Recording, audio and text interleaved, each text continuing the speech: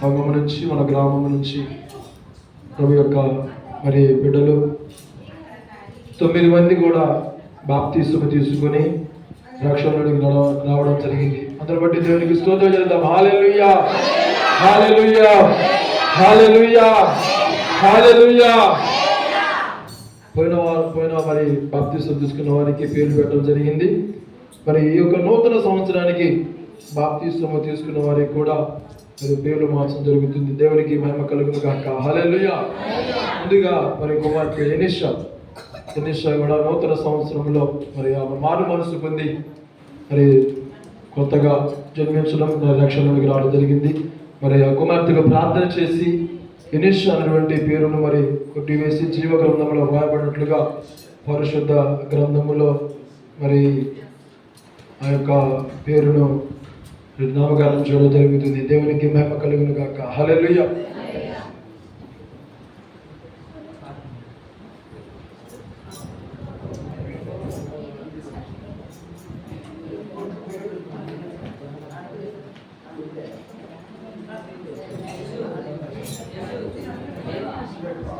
ద్వితీయోపదేశ కాండము 23వ అధ్యాయము 14వ వాక్య భాగాన్ని చదువుకుందాం.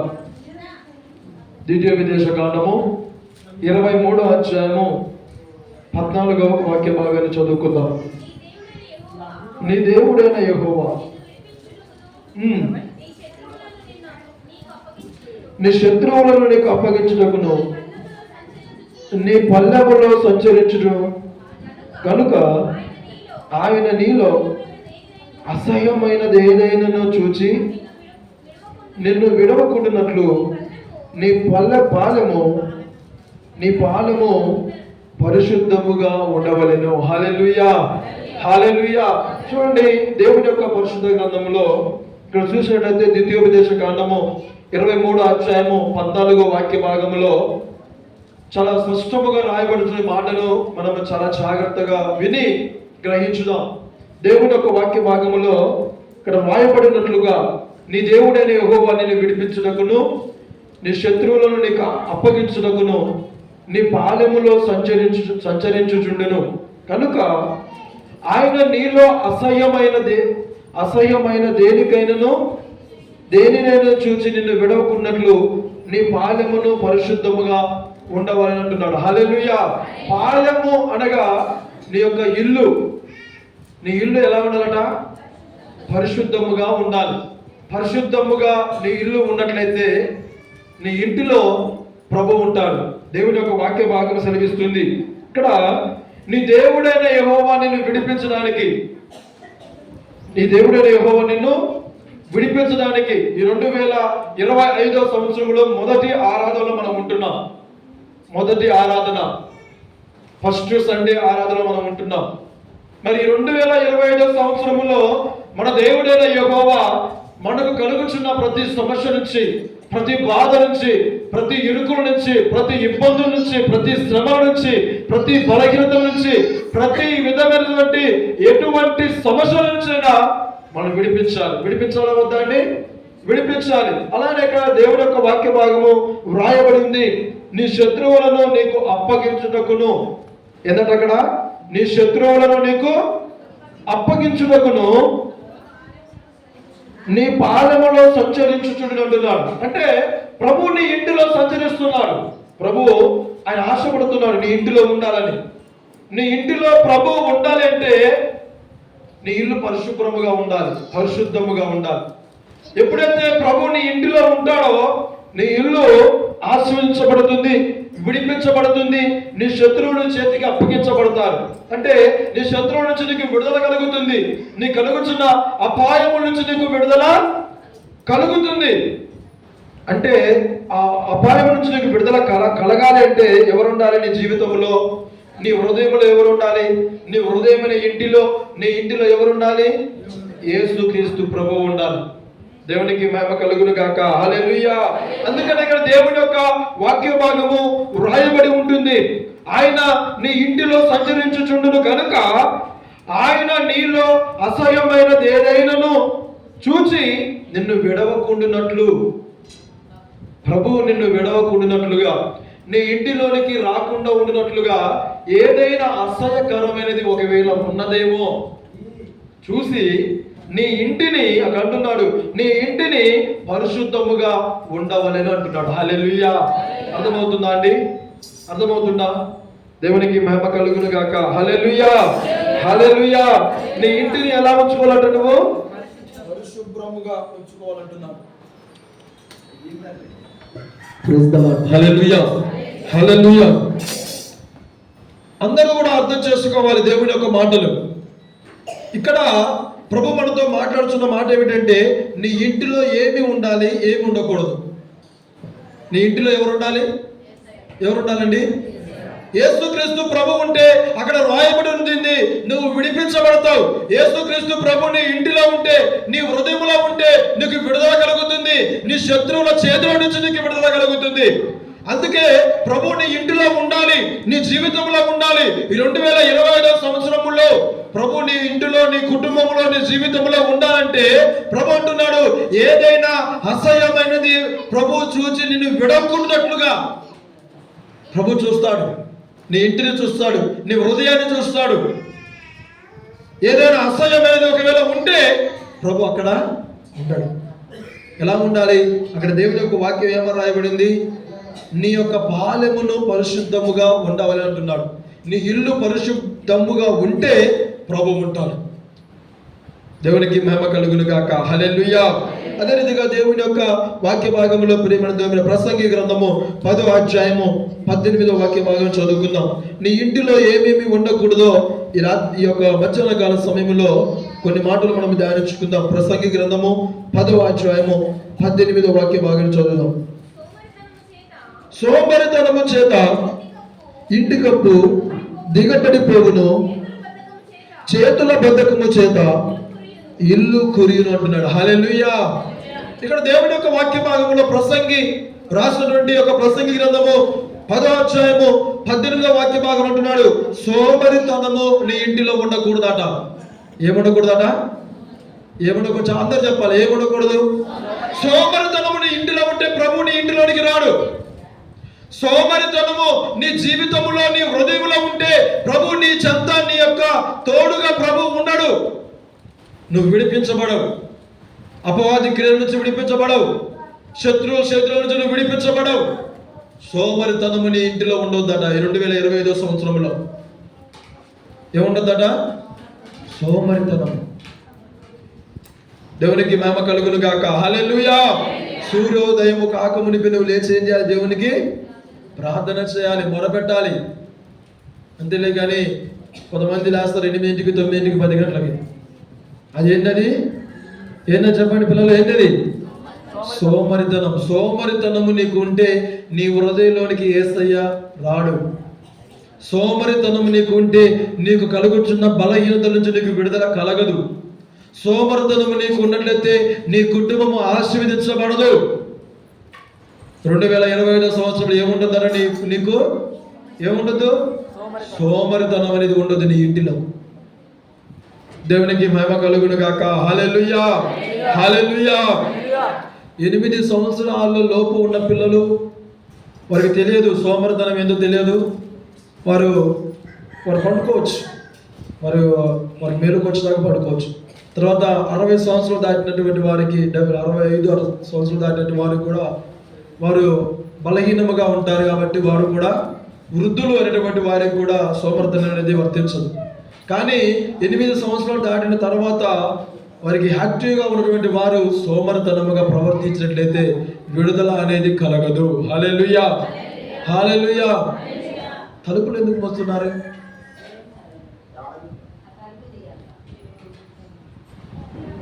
తలుపులు అసలు మోయొద్దు. దానికి కుర్చీ అడ్డుపెట్టు, దానికి కుర్చీ అడ్డుపెట్టు. Praise the lord. హల్లెలూయా. నీ ఇంటిలో ఏముండకూడదట? సోమరితనం ఉండకూడదు. రెండోదిగా సామెతల గ్రంథము 17వ అధ్యాయము 1వ వాక్య భాగాన్ని చదువుకుందాం. సొలొమోను భక్తి రాసిన సామెతల గ్రంథము 17వ అధ్యాయము 1వ వాక్య భాగాన్ని చదువుకుందాం. రుచి అయిన భోజన పదార్థములున్నను కలహముతో కూడి ఉండిన ఇంట ఉండుట కంటే నెమ్మది కలిగి ఉండి ఒట్టి రొట్టె ముక్క తినుట మీరు. చూడండి, సొలొమోను భక్తుడు జ్ఞానమైనటువంటి వ్యక్తి రాసిన మాట ఈ మాట. రుచికరమైనటువంటి భోజన పదార్థాలు ఉన్నను కలహము, గొడవలు, కలహములు కూడి ఉన్న ఇంట్లో ఉండుట కంటే, కలహము ఉన్నటువంటి యొక్క ఇంటిలో రుచికరమైన భోజనం ఉన్నది వ్యర్థమే. వ్యర్థమా కాదండి? వ్యర్థమే. అందుకని ఇక్కడ సొలొమోను భక్తుడు ఏమన్నారంటే, రుచికరమైన భోజన పదార్థాలు నీ ఇంటిలో ఉన్నప్పటికీ కలహం అనేది ఉండకూడదు. ఇక్కడ దేవుడి యొక్క వాక్యం ఏమని శ్రమిస్తుందంటే, కలహముతో కూడి ఉండిన ఇంట ఉండుట కంటే నెమ్మది కలిగి ఉన్న ఒక ఇంటిలో ఒక రొట్టె ముక్క తిని ఉండుట మేలు అంటున్నారు. అంటే కలహము ఉన్న చోట యేసుక్రీస్తు ప్రభు అక్కడ ప్రవేశించలేముడు. ఏ ఇంటిలో ఉంటాడు ప్రభు? నెమ్మది ఉన్నటువంటి ఇంటిలో ఉంటాడు. అందుకని అక్కడ రాయబడి ఉంది, కలహము ఉన్న చోట ఉండుట కంటే నెమ్మది ఉన్నటువంటి ఇంటిలో ఒక రొట్టె ముక్కైన తిని ఉండుట మేలు అంటున్నాడు. దేవునికి మహిమ కలుగును గాక. హల్లెలూయా. ఏముండకూడదట? కలహము ఉండకూడదు అంటున్నాడు. అదే రీతిగా 13వ వాక్య భాగంలో అంటున్నాడు. 13వ వాక్య భాగం చదవండి. మేలుకు ప్రతిగా కీడు చేయు వాని ఇంట నుండి కీడు తొలగిపోదు అంటున్నాడు. చూడండి, మేలు ఎన్నో చేస్తాం, మేలు చేసేటువంటి వారు కీడు చేయకూడదు. నీ ఇంటిలో ఏముండదట? మేలు ఉండాలి కానీ కీడు ఉండదు. దేవుని యొక్క వాక్యం ఏమర్శిస్తుంటే, మేలుకు ప్రతిగా కీడు చేయు వాని ఇంట నుండి కీడు ఎప్పటికీ తొలగిపోదట. మనం మేలు చేస్తాం, చేసి మనం కీడు చేస్తాం కదా. కీడు చేసినప్పుడు మనకు కూడా ఒక కీడు అనేది ఏదో ఒక సందర్భంలో ఎదురవుతూ ఉంటుంది. అందుకని మేలు చేసేటువంటి ఇంటిగా ఉండాలని ఇల్లు ఎప్పుడైనా ఏముండకూడదట? కీడు ఉండకూడదు. మొదటిగా నీ ఇల్లు నీవు విడిపించబడాలి. అపవాది యొక్క క్రియలు, అపవాది యొక్క చేతుల నుంచి నీ విడిపించబడాలి. శత్రు సమూహము నీ చేతికి అప్పగించబడాలంటే యేసుక్రీస్తు ప్రభు నీ ఇంటిలో ఉండాలి. యేసుక్రీస్తు ప్రభు నీ ఇంటిలో ఉండాలంటే సోమరితనము నీ ఇంటిలో ఉండకూడదు. యేసుక్రీస్తు ప్రభు నీ ఇంటిలో ఉండాలంటే కలహములు ఉండకూడదు. యేసుక్రీస్తు ప్రభు నీ ఇంటిలో ఉండాలంటే కీడు అనేది నువ్వు చేయకూడదు. 2025లో ఆలోచించు, జాగ్రత్తగా ఉండు. అదే రీతిగా దేవుని యొక్క వాక్య భాగములో యెషయా గ్రంథము 5వ అధ్యాయము 8వ వాక్య భాగము, యెషయా గ్రంథము 5వ అధ్యాయము 8వ వాక్య భాగములో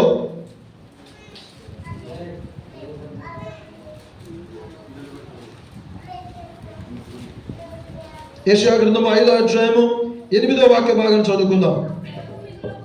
స్థలము మిగలకుండా మీరు మాత్రమే దేశములో నివసించున్నట్లు ఇంటికి ఇల్లు కలుపుకొని పొలమునకు పొలము చేర్చుకొని మీకు శ్రమ కలుగుతుంది అంటున్నాడు. అంటే ఇక్కడ చూడండి, ఈ యెషయా గ్రంథము 5వ అధ్యాయము 8వ వాక్య భాగంలో మనం చూసినట్లయితే, స్థలము మిగలకుండా మీరు మాత్రమే దేశములో నివసించినట్లు. అక్కడ ఏం కనబడుతుంది అంటే స్వార్థం కనబడుతుంది. ఏం కనబడుతుంది? స్వార్థం కనబడుతుంది. దేశములో నేను మాత్రమే ఉండాలి, నేనే నివసించాలి. దేవుని ఎరగనటువంటి వారు స్వార్థముగా ఉంటారు. దేవుని ఎరగనటువంటి వారిలో ఏముండాలి? ప్రేమ ఉండాలి కానీ స్వార్థం ఉండదు. హల్లెలూయా, హల్లెలూయా. నీ ఇంటిలో ఏముండకూడదట? స్వార్థము ఉండకూడదు అంటున్నాడు. అక్కడ ఉదాహరణగా ఏమని రాయబడిందంటే, ఆ దేశంలో నేనే ఉండాలని ఆశగలిగినటువంటి వారు ఇంటికి ఇల్లు కలుపుకొని పొలముకి పొలము కలుపుకొని నేనే అన్నట్టుగా ఉంటారు. అలా ఉండకూడదు, స్వార్థముగా ఉండకూడదు. ఎలా ఉండాలి? ప్రేమతో ఉండాలంటున్నాడు. దేవునికి మహిమ కలుగును గాక. హల్లెలూయా. లూకా సువార్త 12వ అధ్యాయము 16వ వాక్య భాగం నుంచి మనం చదివినట్లయితే అక్కడ ఒక ఉదాహరణ మీకు చూపిస్తానండి. లూకా సువార్త 12వ అధ్యాయము 16వ వాక్య భాగం చదవండి త్వరగా. మరియు ఆయన వారితో ఈ ఉపమానము చెప్పెను. వినాలి అందరూ కూడా. ఒక ధనవంతుని భూమి సమృద్ధిగా పండెను.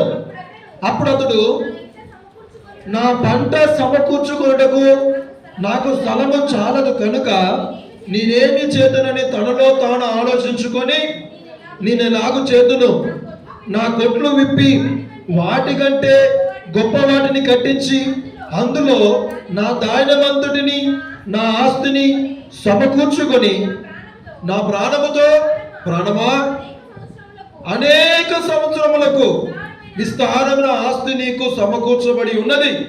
సుఖించుము, తినుము, త్రాగుము, సంతోషించుమని చెప్పుకొందును అనేను. హల్లెలూయా. ఒక ఉపమానం చెబుతున్నాడు ఆయన. దేశంలో మనమే ఉండాలి అనేటువంటి స్వార్థముతో, అంటే నీ ఇంటిలో స్వార్థం ఉండకూడదు, ప్రేమ ఉండాలి. చూడండి, ఒక ఉదాహరణగా దేవుని యొక్క పరిశుద్ధ గ్రంథంలో ఈ లూకా సువార్త 12వ అధ్యాయము 16వ వాక్య భాగంలో ఒక ధనవంతుని మనం చూస్తున్నాం. ఆ ధనవంతుడి యొక్క పంట ఆ యొక్క సంవత్సరంలో సమృద్ధిగా పండిందట. ఎలా పండిందట? సమృద్ధిగా పండింది. ఆ పంటని ఎక్కడ దాచుకోవాలో అతనికి అర్థం కావట్లేదు. అర్థం కాకపోయేసరికి అతను ఏం చేస్తున్నాడంటే తన చుట్టుపక్కల స్థలాన్నంతా ఆక్రమించుకొని ఇగో ఈ స్థలంలో నేను పెద్దగా గోడను కట్టాలి, ఈ స్థలంలో నేను ఈ యొక్క సమృద్ధిగా పండిన పంటను దాచి ఆ పంటను తన ప్రాణంతో అంటున్నాడు, ఇదిగో నా ప్రాణమా, నీకు జీవించేంత కాలం తినేంతటువంటి ఆస్తిని నేను సంపాదించున్నాను, ఇక మంచిగా తిను, తాగు, సుఖించు అని తన ప్రాణముతో అంటున్నాడు. అప్పుడు ప్రభు ఏమన్నాడు తెలుసా? చదవండి తర్వాత.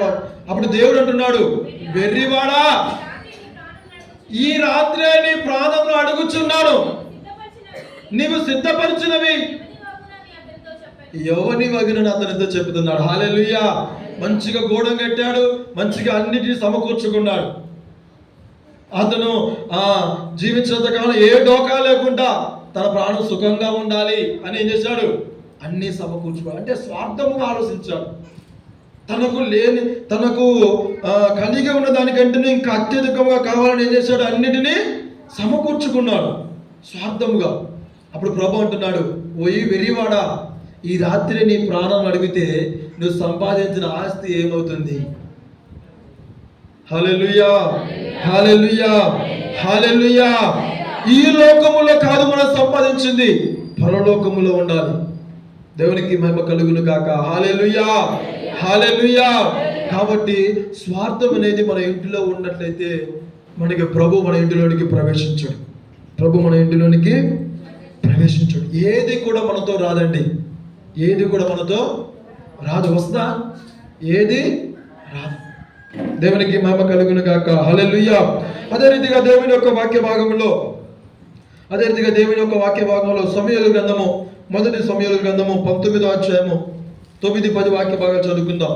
మొదటి సమూయేలు గ్రంథము 19వ అధ్యాయము 9-10 వాక్య భాగాలు చదువుకుందాం. యెహోవా యొద్ద నుండి దురాత్మ సౌలు మీదికి వచ్చి సౌలు ఈట చేత పట్టుకొని తన ఇంట కూర్చొని ఉండెను. దావీదు సితార వాయించుచుండగా సౌలు ఒకే దెబ్బతో దావీదును గోడకు పొడుచుదునన్న తాత్పర్యము కలిగి ఈట విసిరెను. దావీదు అతని ఎదురు నుండి తప్పించుకున్నందున ఈట గోడకు నాటగా దావీదు ఆ రాత్రి అందు తప్పించుకొని పారిపోయెను. హల్లెలూయా. ఇక్కడ చూడండి, ఒక ఇద్దరు వ్యక్తులు మనం చూస్తున్నాం. ఎవరంటే సౌలు, దావీదును మనం చూస్తున్నాం.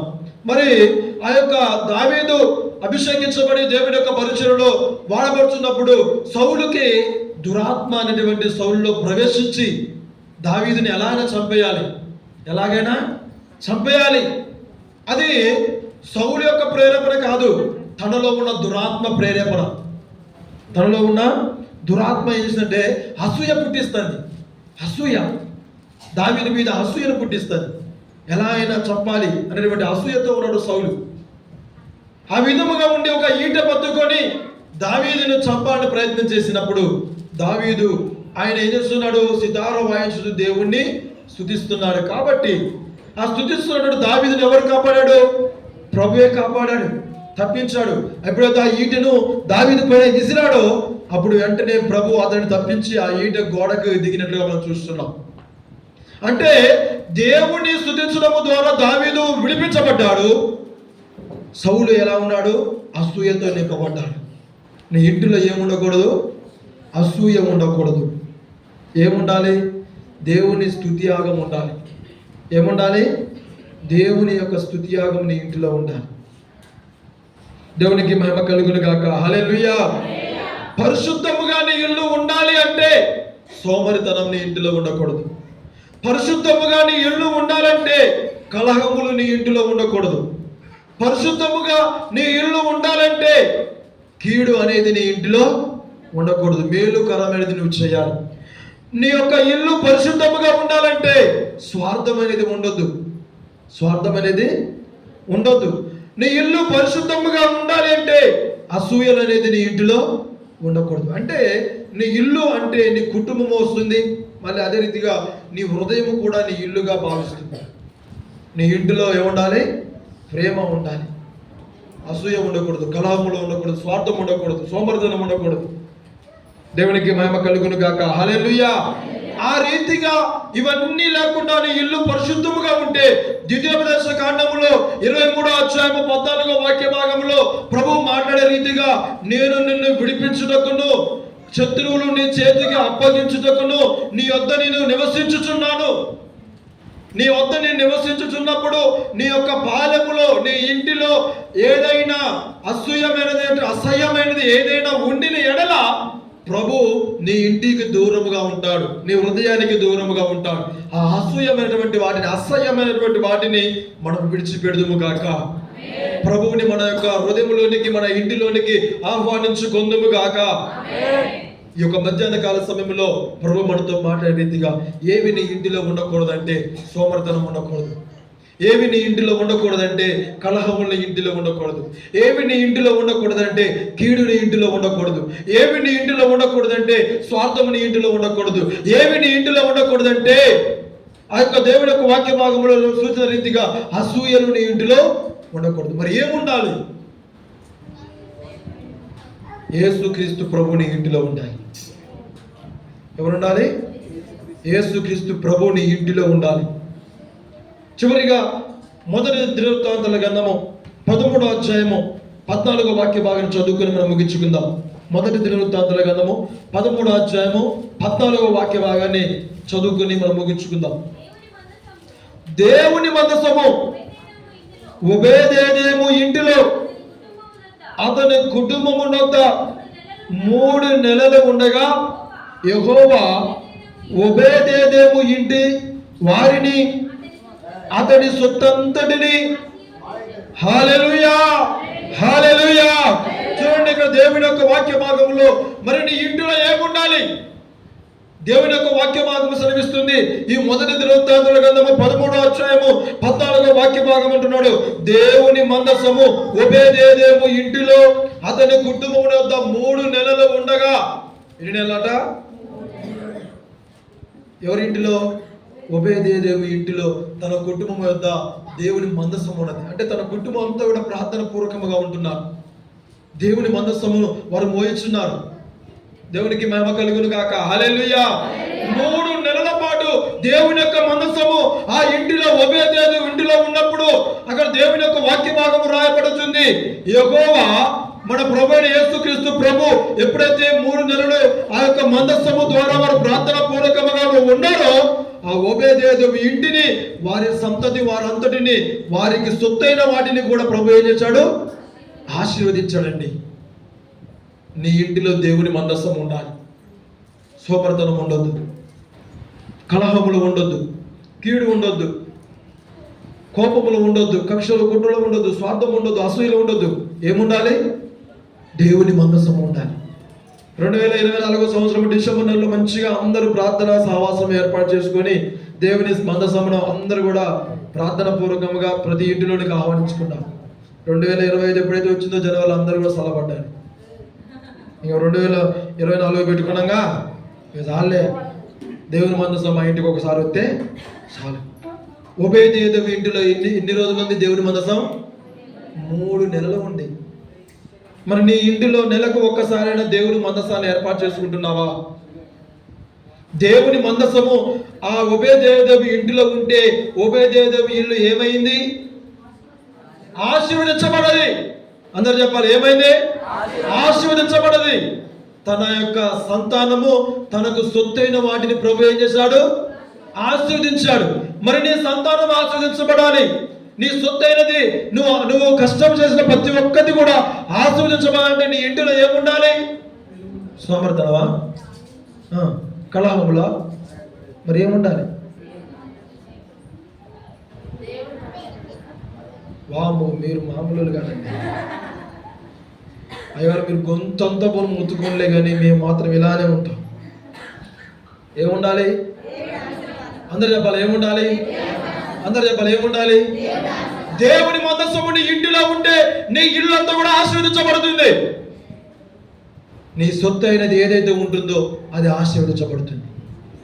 ప్రతి నెలలో నీ ఇంటిలో ఏముండాలి? ఏముండాలి? దేవుని మందసం ఉండాలి, ప్రార్థన సహవాసం ఉండాలి. ఒబేదేదోము ఇంటిలో తన కుటుంబం అంతా కూడా దేవుని మందసం ఎదుట వారు ఉన్నారు. అందుకని వారి కుటుంబం అంతా ఆశీర్వదించబడింది. 2025 సంవత్సరంలో నీ కుటుంబం ఆశీర్వదించబడాలంటే దేవుని యొక్క మందసము నీ ఇంటిలో ఉండాలి. ఇప్పుడు చెప్పబడినవన్నీ కూడా ఒకవేళ మన హృదయంలో కానీ మన ఇంటిలో కానీ మన జీవితంలో ఉన్నట్లయితే వాటిని విడిచిపెడదాం. ప్రభు అంటున్నాడు, నీ ఇల్లు పరిశుద్ధముగా ఉండాలి. అసహ్యమైనది ఏది నాకు కనబడకూడదు.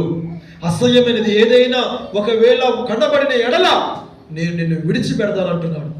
నేను నిన్ను విడవకుండానట్లుగా ఆ అసహ్యమైన వాటిని నువ్వు విడిచిపెట్టాలి అంటున్నాడు. అసహ్యమైన వాటిని ఏం చేయాలి? పాత రోత జీవితమును, అసహ్యమైన వాటిని, సోమరితనమును కానీ, కలహమును కానీ, కోపమును కానీ, అసూయను కానీ, స్వార్థము కానీ, ఇంకా ఏదైతే మరి ఉంటుందో వాటన్నిటిని కూడా మనం ఏం చేయాలి? విడిచిపెట్టాలి. అసహ్యమైన వాటిని విడిచిపెట్టి యెహోవా మందసమును నీ ఇంటిలోనికి నువ్వు ఆహ్వానించుకోవాలి. అప్పుడు నీ ఇల్లు, నీ కుటుంబము, నీ యొక్క సంతతి వారు, నీ కష్టార్జితం అంతా కూడా ఆశీర్వదించబడుతుంది. 2025 సంవత్సరంలో ప్రతి ఒక్కరి ఇంటిలో ప్రతి నెలలో దేవుని మందసము ఉండును గాక. ప్రతి నెలలో ఆ మందసమును వారు ఏర్పాటు చేస్తున్న దానిని బట్టి వారి కుటుంబాలు దీవించబడును గాక, వారి సంతతి వారు దీవించబడును గాక, వారి కష్టార్జితము ఆశీర్వదించబడును గాక. ఒబేదేదు కుటుంబము, వారి సంతతి వారు ఏ విధముగా అయితే ఆశీర్వాదం పొందుకున్నారో ఆ రీతిగా ఇక్కడ ఉన్న కుటుంబాలన్నీ కూడా ఆశీర్వాదం పొందుకొనును గాక. ప్రార్థన చేసుకుందాం. చిన్న ప్రార్థన, అందరికీ కూడా మోకరించినట్లయితే ప్రార్థన చేసుకుందాం, పరీక్షించుకుందాం. ఒకసారి 2025 సంవత్సరంలో, నూతన సంవత్సరంలో ఈ మొదటి ఆదివారం దినమున మన హృదయాన్ని మనం పరీక్షించుకుందాం. ఒకవేళ మనం సోమరితనముగా ఉంటున్నామా? మార్చుకుందాం. మన ఇంటిలో కలహములు ఉంటున్నాయా? వాటిని విడిచిపెడదాం. మన యొక్క జీవితంలో కానీ మన కుటుంబంలో కానీ స్వార్థముగా ఉంటున్నామా? విడిచిపెడదాం. అసూయముగా ఉంటున్నామా? విడిచిపెడదాం. దేవుని దృష్టికి అసహ్యమైనది ఏదైనా మన జీవితంలో కానీ మన కుటుంబంలో కానీ కనబడుతుందా? వాటిని విడిచిపెడదాం. ప్రభు అంటున్నాడు, ఆయన నిన్ను విడిపించడానికి, నీ శత్రువుని చేతికి అప్పగించడానికి, వాటిపైన నీకు విజయమును కలగజేయడానికి ప్రభు నీ పాలెములో, నీ ఇంటిలో నివాసము చేయడానికి ఇష్టపడుతున్నాడు. కాబట్టి నీ ఇంటిని పరిశుద్ధముగా ఉంచుకున్నట్లయితే, దేవుని మందసము నీ ఇంటిలో ఉన్నట్లయితే నీ ఇల్లంతా కూడా ఆశీర్వదించబడుతుంది, నీ కుటుంబం ఆశీర్వదించబడుతుంది. ఈ 2025 సంవత్సరంలో ఒక ప్రణాళిక కలిగి మనం ఉందాం. ఒక ప్రణాళిక కలిగి ఉందాం. ప్రభువా, అయ్యా నీ మందసమును నా ఇంటిలోనికి నేను ఆహ్వానిస్తున్నాం. ప్రతి నెలలో అయ్యా నీ మందసము నా ఇంటిలో ఉండును గాక, నా ఇంటిలో ఉండును గాక, నా ఇల్లంతా కూడా ఆశీర్వదించబడును గాక. ప్రార్థన చేసుకుని ఎవరికి వారి ప్రార్థన చేయండి. ప్రణాళిక కలిగి ప్రార్థన చేయండి.